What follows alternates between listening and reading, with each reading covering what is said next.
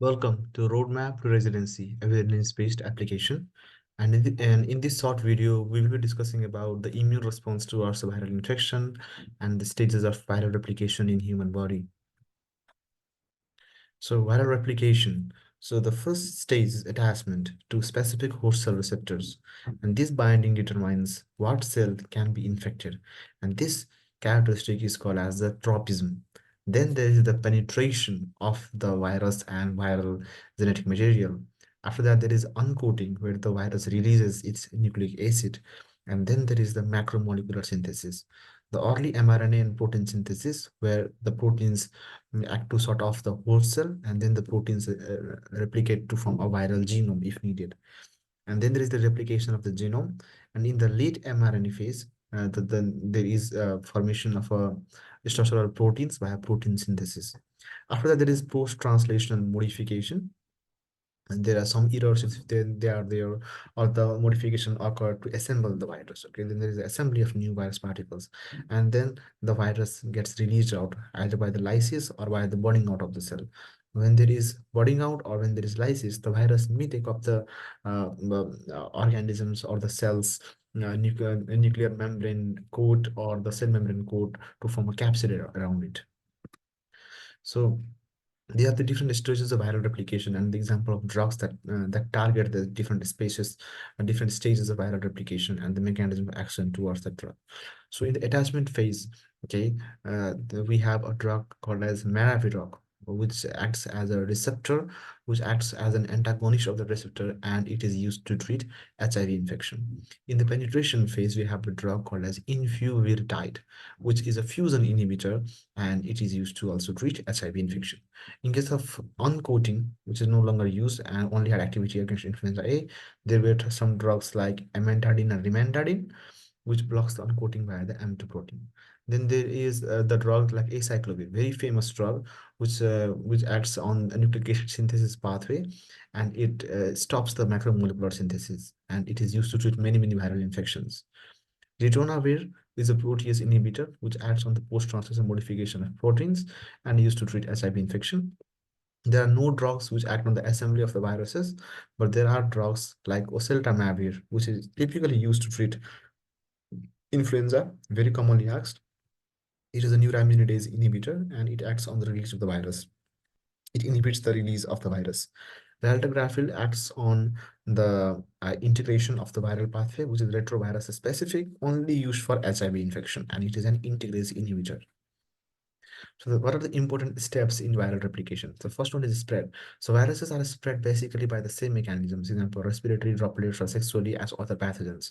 Arthropod-borne viruses are referred to as arboviruses.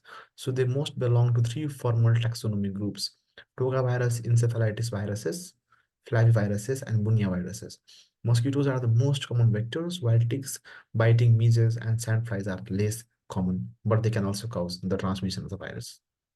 Then there is the attachment phase. The viruses bind through specific interaction with the host cell surface components and specific viral surface glycoproteins of enveloped viruses or specific viral surface proteins of naked viruses.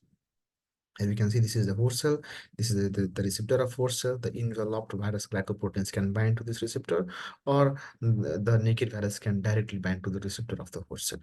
Anything can happen. So these are some of the specific viral receptors to know. For example, for HIV, we need to know that it acts on the T helper cell, macrophages, and microglia, and the receptor that it acts on at CD4 plus CCR5. Very important to know. The Epstein-Barr virus acts on the B lymphocytes, and the receptor they act on is the CD21. Rabies acts on the neuron, and they act on the acetylcholine receptor. Please remember this, maybe action examination. Rhinovirus acts on the respiratory epithelial cells and acts on the receptor ICAM1. Difference between the naked and enveloped viruses. So the inactivation by heat, detergents, acid-like organic solvents, ether, and alcohols. Naked virus cannot be inactivated, whereas enveloped virus can be inactivated because since the lipid envelope holds the glycoproteins essential for attachment, dissolving the envelope inhibits the attachment and therefore uptake. So viral entry into the host cells. Viral entry takes place by receptor-mediated endocytosis, uptake by a coated pits, or for those enveloped viruses with fusion proteins by fusion of the cell membrane with the viral envelope. And then there is replication of the genomic nucleic acid. Progeny viruses have a nucleic acid sequence which are identical to the parent virus. All single-stranded RNA viruses replicate through a replicative intermediate. We have talked about these things in the previous videos too. Naked viruses lyse the host cells. Thus, there are no persistent productive infections with naked viruses. Release of the enveloped viruses, budding leads to the cell senescence or aging, but cells may produce a low level of virus for years, as occurs in chronic hepatitis B. The glycoproteins on the enveloped viral surface are essential for viral infectivity, as we have seen in the previous picture of attachment. Now, this is the immune response to virus infection. How you can see, first there is a acute rise in the infection, or there is acute rise in the symptoms, and then when the antibodies are made up, then the infection will go down. Then there may be some a period of non-infectious stays, and again in the reactivation phase. For example, in case of chickenpox, first there is chickenpox infection, then it goes into latent infection where it is not, there is no infection, and whenever there is reactivation in case of fever, any infection, or in immunocompromised state, it can reactivate, and that form is called as singles. And in chronic hepatitis B, there is long-term viral shedding which can cause chronic infection. So, infection type, abortive. Fate of cell is no effect, no virus is made, nor is latency established, so virus is terminated. In case of cytologic infection type, the naked viruses lyse the host cell, and some envelope viruses also are cytolytic, killing the cell in the process of replication. So there is lysis of the host cell, which can cause death. In case of persistent infection, there is a senescence or premature aging. There is no overt damage to the host. There is no production of virus, but viral production may be turned on later. Now, talking about the adaptive immune response to the viral infections. Adaptive immune responses control and eliminate the viral infections that have outplaced the innate immune control. Days after infection, the virus-specific cytotoxic CD8 positive T cells migrate to the sites of infection, where they kill the virally infected cells.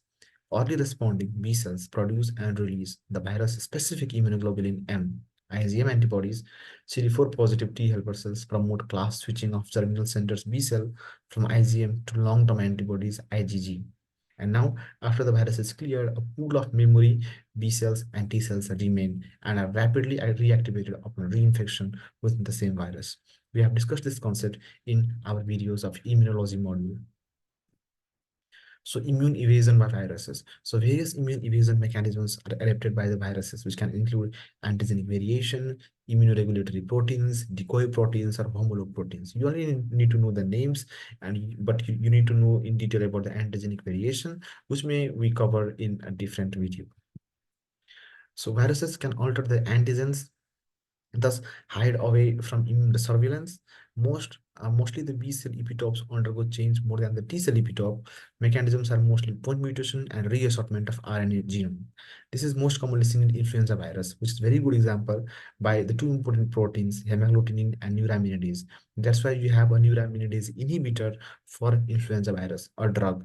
Now, this is very important concept, and this is very frequently tested in the examination. Now, this is a sort of antigenic variation. Thank you for watching. Keep studying hard.